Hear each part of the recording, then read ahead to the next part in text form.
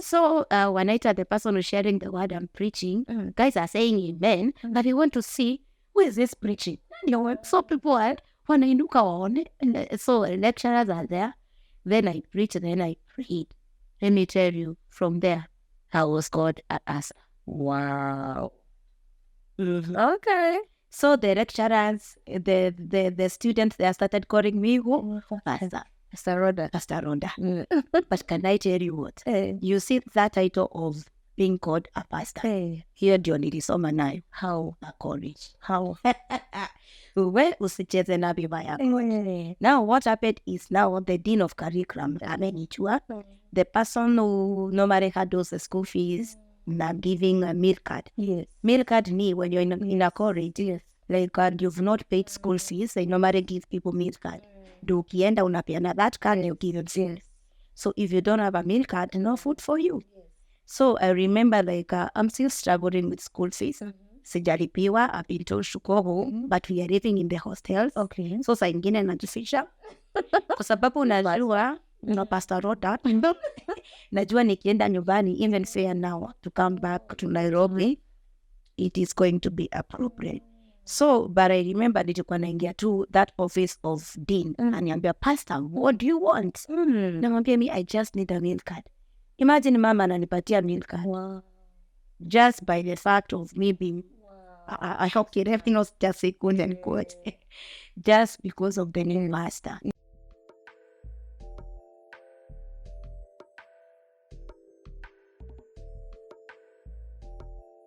So tukajipata, hey, now this guy, no, what happened is that now it was just, actually God came through for him first. Okay. So now he's coming, remember I'm in Ushago. So now he's coming to Nairobi. Okay. Sasa yeye Mungu amefungua njia anakuja Nairobi kusoma. Okay. And then I'm being left in the village still waiting on God. So how was that? I felt bad that my friend is going. To me, it was just a friend. I felt bad that my friend is going, but I was happy for him because it's something in it what known there. Yeah. But now we had a farewell party, and then it's like he decided to make tea for us, the youth people. So I was not the only one. Okay. So to Guapo, and then he's telling people, you know, you guys, nice to me. Yeah. Then I'm going to learn, blah blah blah blah. So me, I'm like, also you're going to get other friends, and then you're going to forget about us. So it's like not like that. And then my brother then anakuwa ameokoka. Okay. One of my brothers. And so after kumaliza party, so we are escorting each other. Then he decided to escort us. So in a way tukabaki tunaenda tu in a group, but we are talking with him. Then the guy started telling me, you know what, I love you.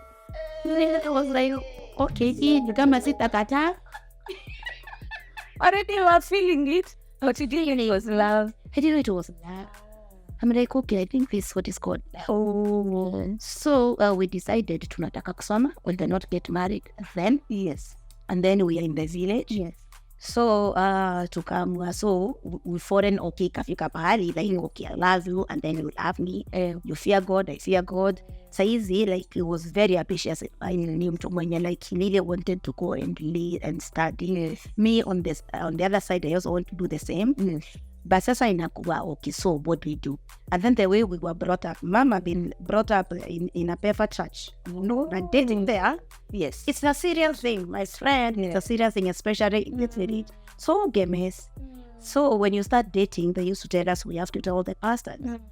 So kwanza tukaiweka chini ya maji for like a month. Like a man that already. Now when you're dating, it's a long distance relationship because he already left. Yeah, he already left, but he went kidogo for like, was it like 2 months, and then he came back. But now there's something that is happening between us, but we also want to do it God's way. Okay. And then kukakuja chat shaker. Okay. The PEFA, there was now the pastor who raised me, I thank God for him.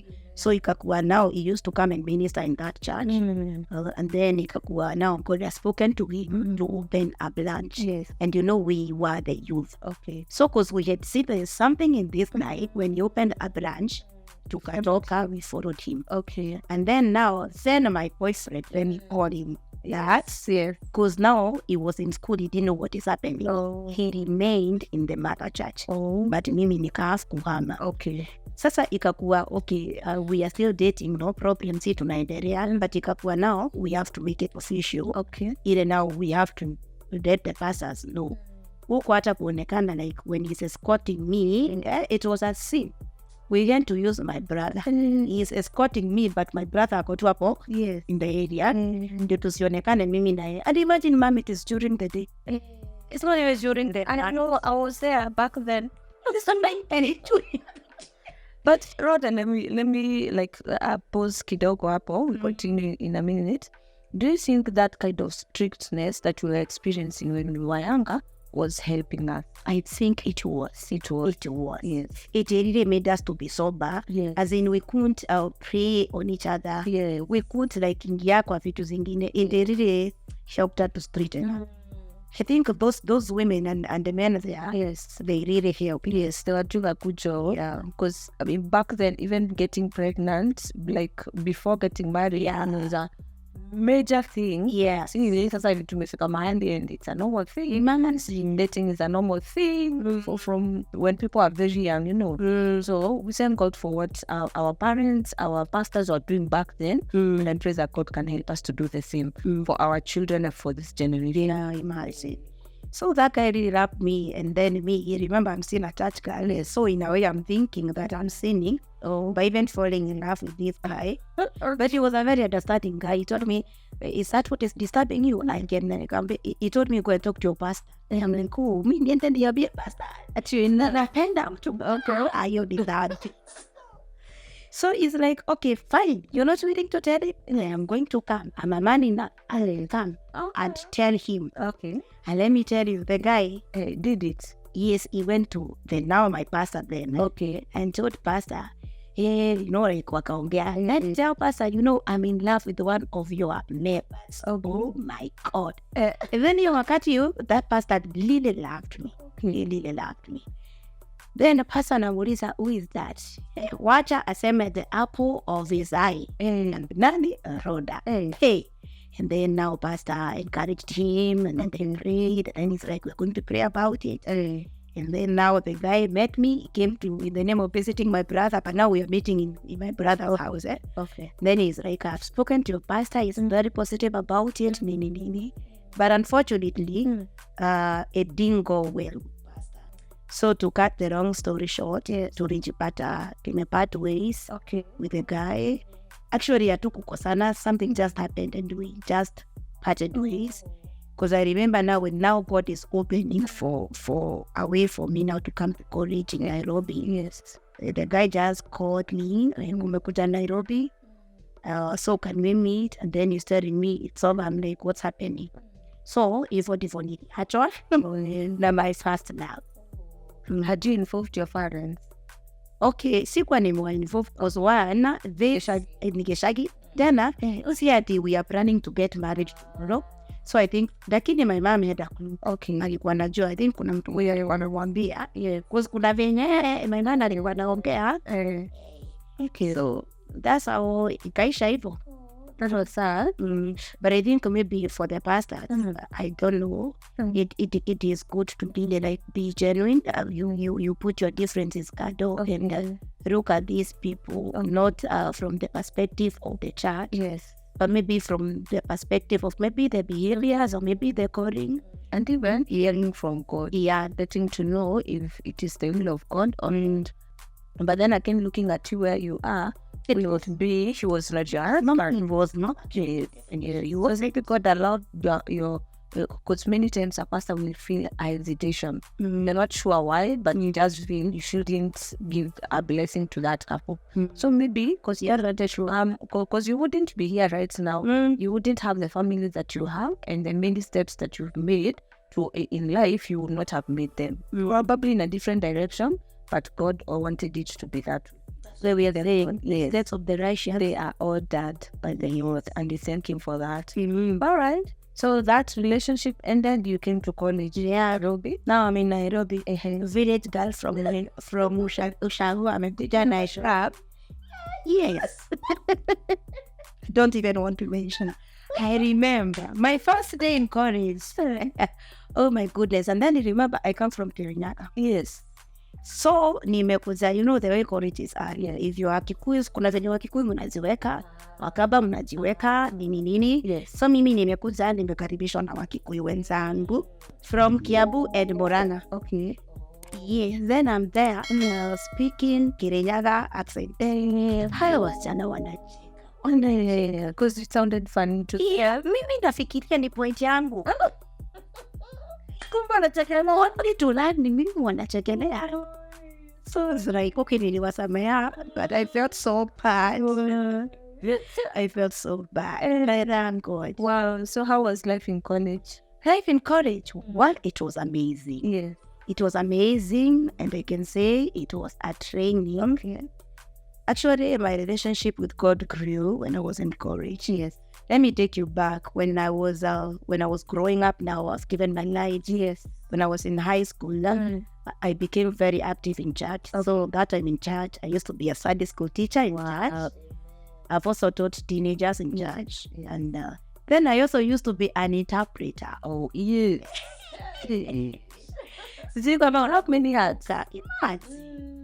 Wow, yeah. Those days of Interpret. yeah, na Kizungu, mimi naongea na Kikuyu. Swahili hivyo. So I've done that for quite some time. Okay. Then sasa nikakuja Nairobi, now I'm in college. Yes. So now when I came in college, remember I'm still struggling with school fees. Okay. Now at this time, two of my sisters are in high school. Okay. And then I want to join college. Yes. So you can imagine the pressure. Oh.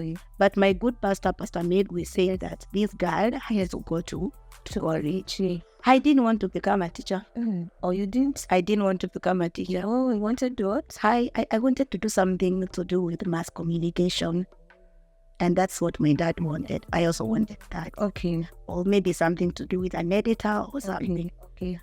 But now, my dad got some money. Okay.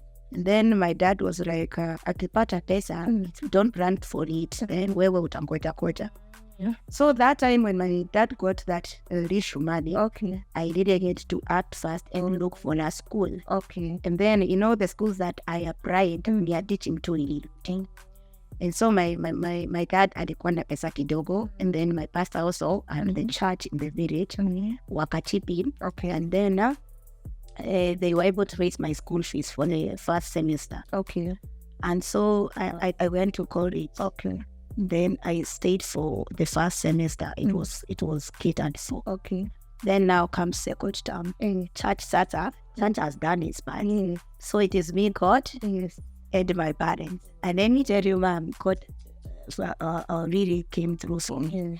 Now let me take you back. When I went to college, remember now I'm a Christian, I'm born again, I'm filled with the Holy Ghost. Yes. I remember I joined the college when it was on Friday, and then in the afternoon. Okay.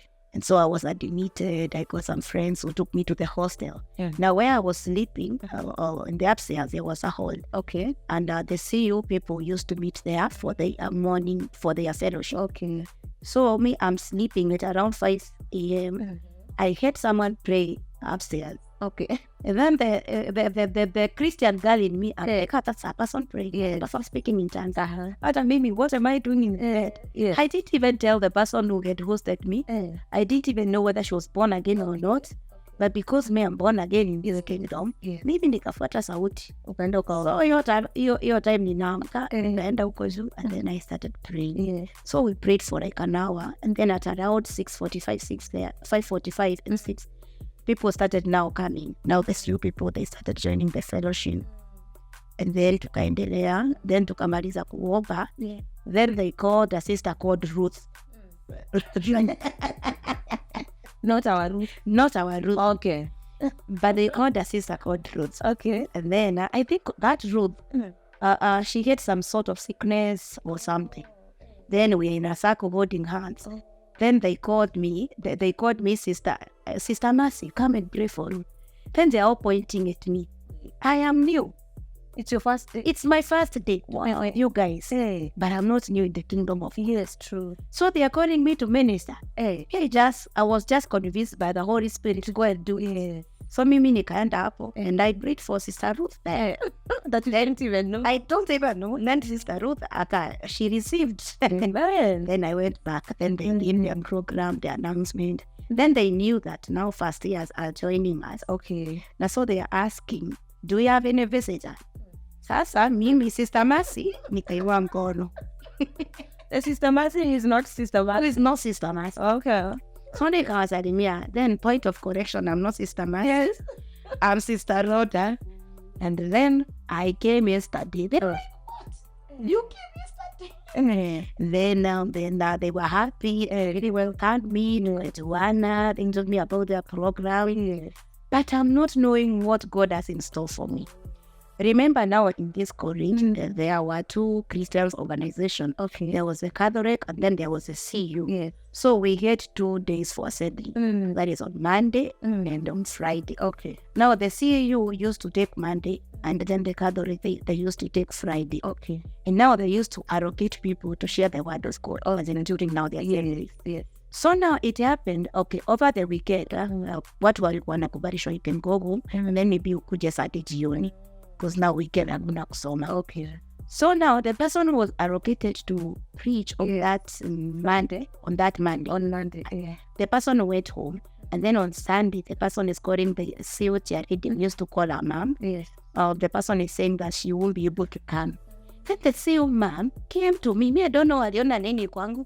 She's like, you know what, Rhodah? You're the one who's sharing tomorrow. I'm telling you, I'm new.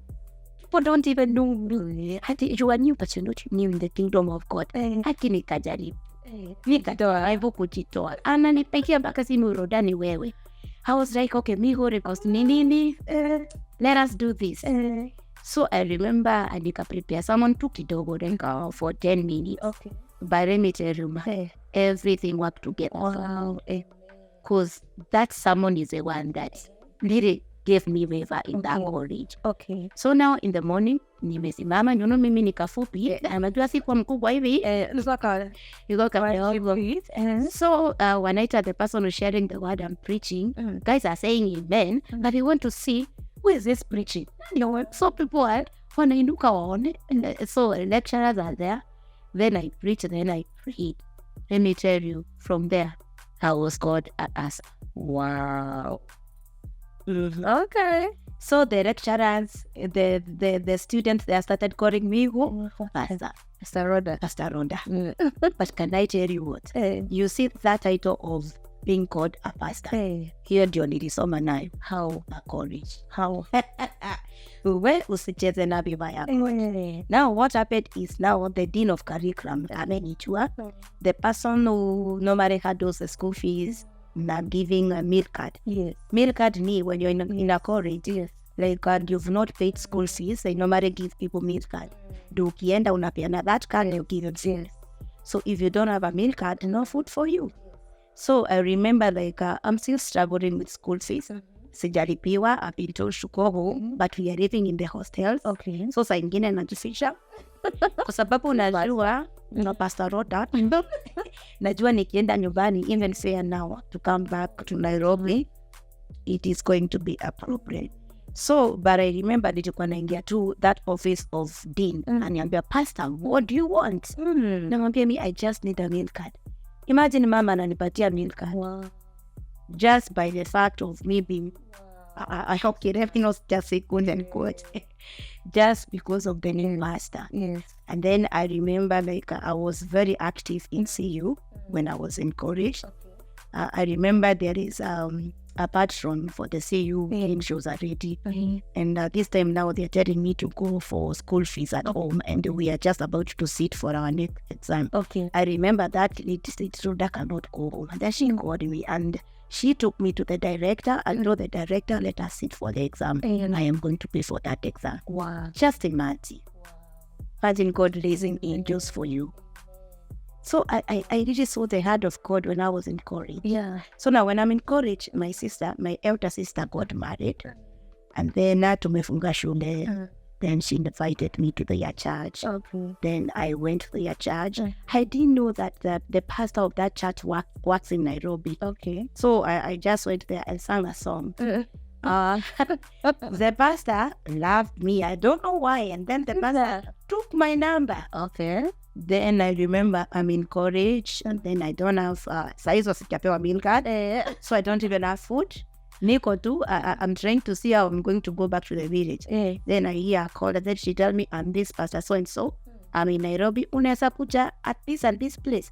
I'm like, kwani unakuanga Nairobi? Yes. And then the pastor set me fair. And then I went to his office.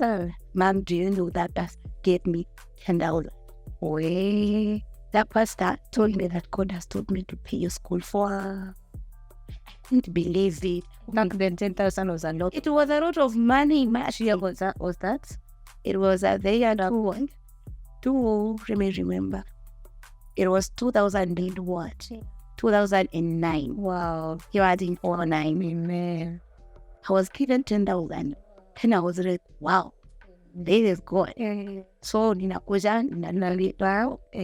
Now, that time, when I'm in the hostel now, was okay, hawakuwa natukatasha kukaa hostel, but now you will be eating. Okay. Yeah, so you're the one that but you'll be going to class. But okay. So I'm there, and then people are coming to me to pray for them because of school fees. Me, I don't know how God works. Because mimi tungeomba tu na wewe. Unapata tu sehemu unalipua school fees. But mimi niko tu hapo. Tulikuwa tunaomba na watu wengi, and then God anawapatia breaks. And then it is also encouraged that I did a lot of evangelism. Okay. Like we used to have groups that we could go to places and do the crusade, go to door. Yes. This confidence that you see me having, It was still there. yes, and I didn't work on it sana because I used to be in the evangelistic department. Okay. And then unapatia mtu chance to preach or to lead a meeting. Ukigoja mtu the last minute anakuja nakwambia mimi naogopa. So you have to take their place. Kama umemwambia no uta preach, anakuja nakwambia by the way mimi nawe naogopa. So utafanya nini? You have to go the preaching. So that is college life. That's college life. Hey, sawa. That means, wow, that is amazing. It was all through your schooling. It has taken the hand of God. Providing like supernatural. Yeah. Okay. So after that, after finishing college, did you take long before getting a job? Now, after finishing college, I didn't take a long before getting my job. But maybe to encourage somebody, don't fear to pursue what you're pursuing. Amen. Because the Bible tells us that before the foundation of them all were laid, God knows you. Yes. And God has already made provision for you. Yes. You just need to take a step. Me, I've seen God providing for me. I've seen God paying school fees. Wow. Not through my parents, but through his angels. Imagine kama ningeangalia our family background, singeenda shule. Yeah, and I've really seen God. Yeah. So nimemaliza college. Okay. And then when I was in college, there is this pastor who used to come and even pastors. Yes, like in the CU, we used to call speakers come and preach. So there is this pastor who used to come and preach. That is Pastor Mwaura. Okay. I know you know him. I do. Alikuwa anakuja kutupreachia, now we encourage, and then he tells us, mukimaliza shule, if you really want to stick in Nairobi, you can have my number. I have a school. So unaweza come, you can come and teach in my school. Okay. And then I took the number. But mimi kitu moja sikuwa nataka kujusha. Simply because sikuwa nataka kwenda kuchuna wacha. Umeogopa shamba that much. Nimesema hata Mungu but God had my prayer. Wambia God usinipatie bwana wa ushago. At least unipatie tu hizi yenye. I understand. So wakati nilikuja kusoma, it was an opportunity. Although my mom gave me a warning, I think I'm going ahead of myself.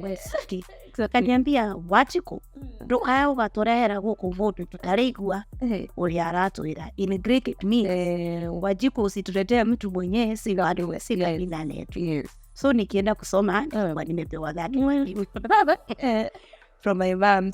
Nimemaliza college and then kwanza nikarudi ushago kidogo. Okay. Then my pastor really loved me and my pastor really wanted me to stick at the village. Okay. Simply because pastors really were acting in ministry. In the ministry. Yeah. And then at that time, he really wanted to groom me like now. Like when I was in college, napeleka missioners huko. So tunaenda tunakuwa na revival huko. Tunaenda So he really wanted now to really groom me in the ministry. Okay. And so my pastor and my mom, they are telling each other like, huwezi enda kufanya job kwa Nairobi. We need her here.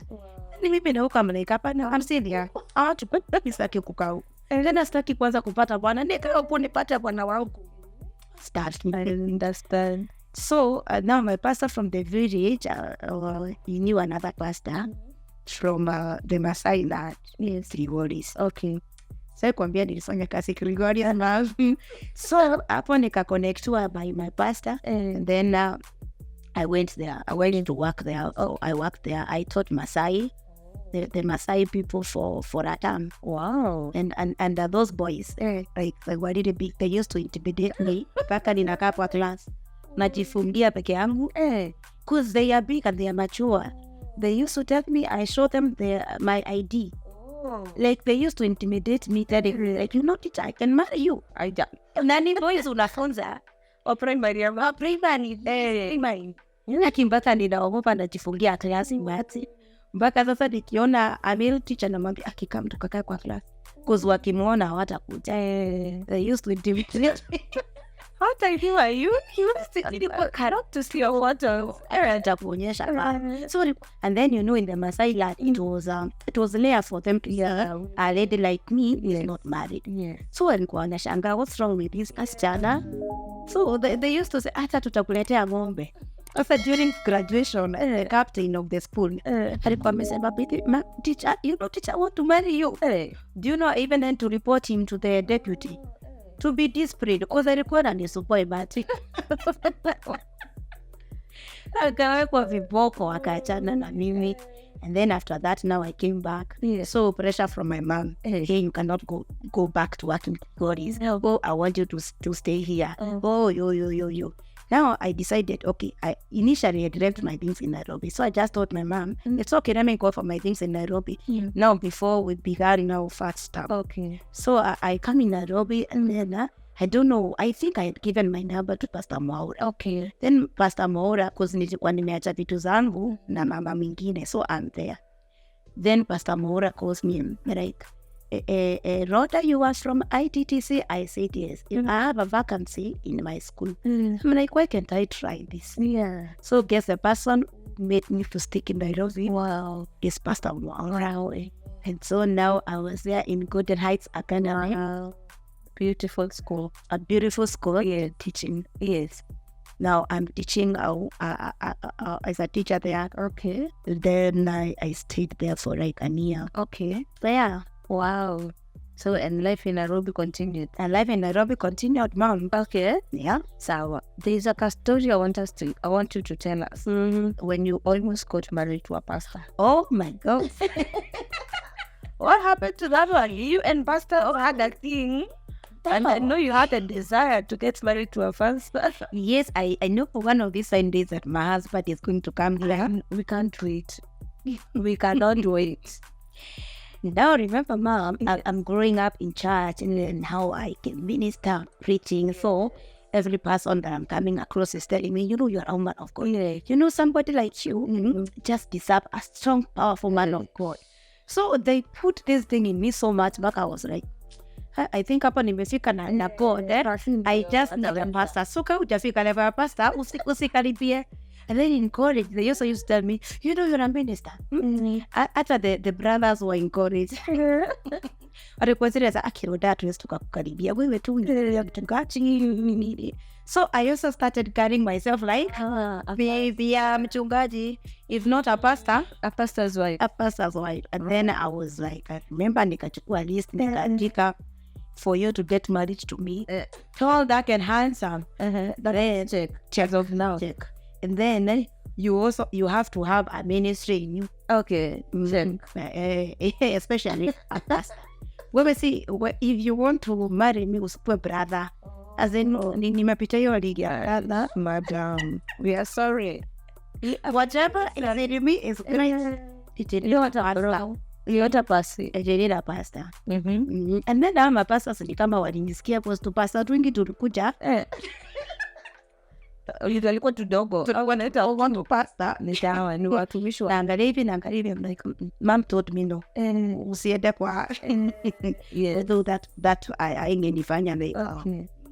So this particular one. Yes. Now remember, I am in church, I'm serving. Yes. I remember I was in a place where nikakuwa mpaka a praise and worship leader. And then things are happening. I'm still going for missions during holidays. Ninaitwa maybe kuminister ushago. Okay. And ninaitwa mission. So now we meet with this person now. We met with him at a place. Nilikuwa nimefika place ile. I God. All my friends, especially in the village, kuna kwangana ka pressure fulani. Everyone is getting married. Then like, I Rhodah, you're next. You know venye tunabieka wasichana. Haki inakwanga pressure myself, right? Okay. Kwambia mtu akiwa next.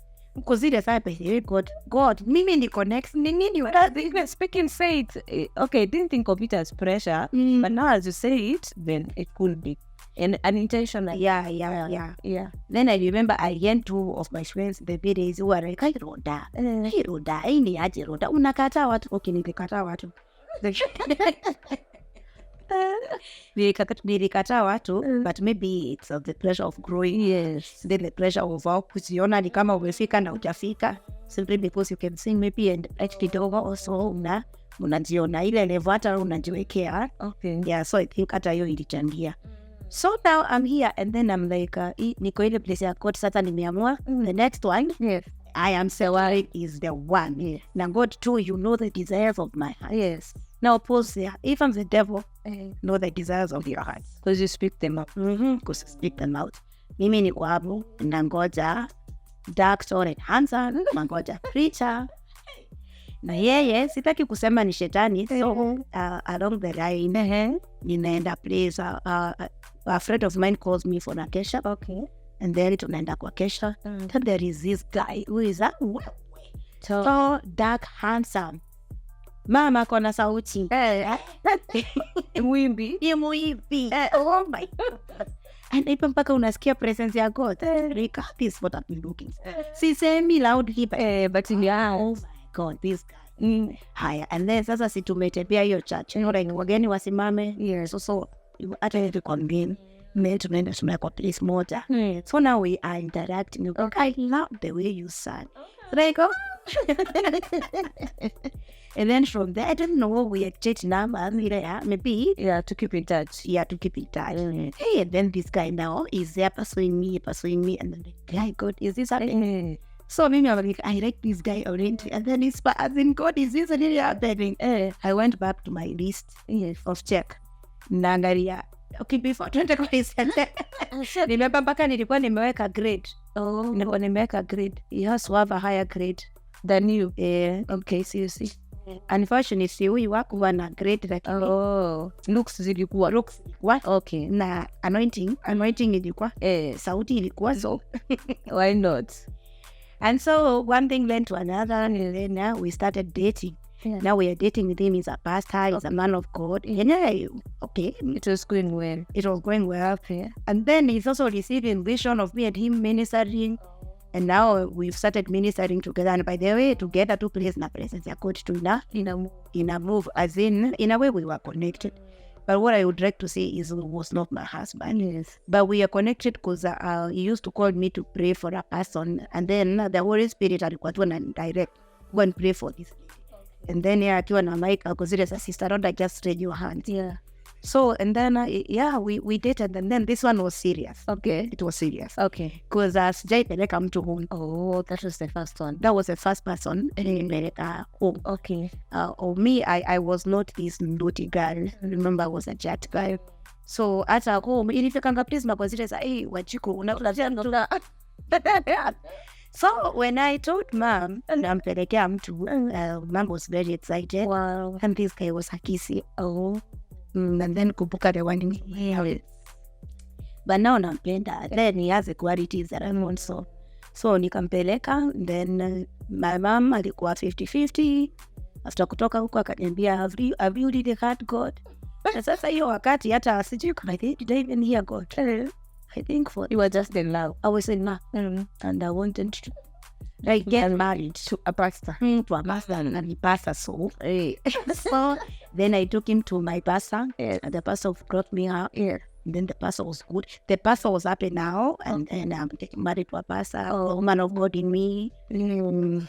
So tukaendelea hivyo. He also took me to his place. Okay. When he took me to his place, the pastor there, like, he didn't receive me in a way simply because I'm a Kikuyu.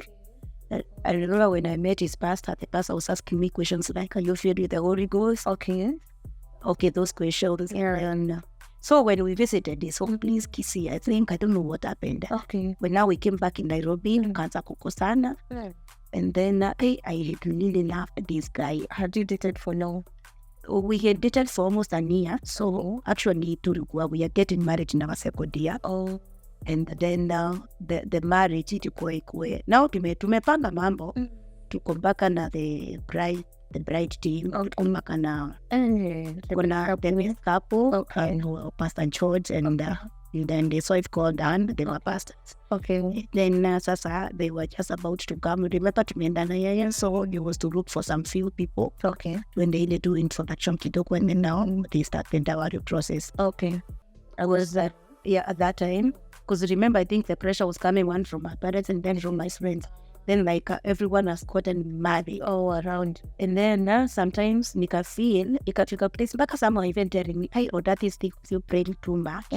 This thing of you being so much in God, it's the one that is making that delay, causing the delay." So at a moment I felt drained. So now, but now I'm happy because this man now is there. Yeah. So now this man, he had some weaknesses that you see the red flags that we talk about here, that I was just ignoring because I just wanted to get money. I just wanted to get money. Because I remember one, this person is the person of I'm called. I'm called of God. So when I'm called of God, I cannot work. I remember that time he was being hosted by his cousin. Okay. Because he couldn't even afford rent by himself. Okay. So he's called of God. And then I remember there was a time now the cousin got tired of him.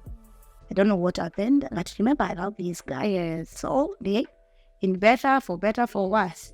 So the cousin akamwambia sasa utafute nyumba yangu. So his senior pastor, he was an assistant pastor, akampatia pesa kidogo and then akaanza kujikarisha. But guess what? I was paying the rent. Are you married?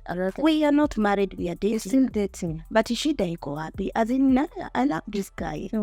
But in the way, me, I would like to advise girls, never ever do such a mistake. Because I'm remembering sometimes I could pay his rent, nasijari parent yangu, and then I could call my brother, then my brother could pay mine. What? Can you imagine?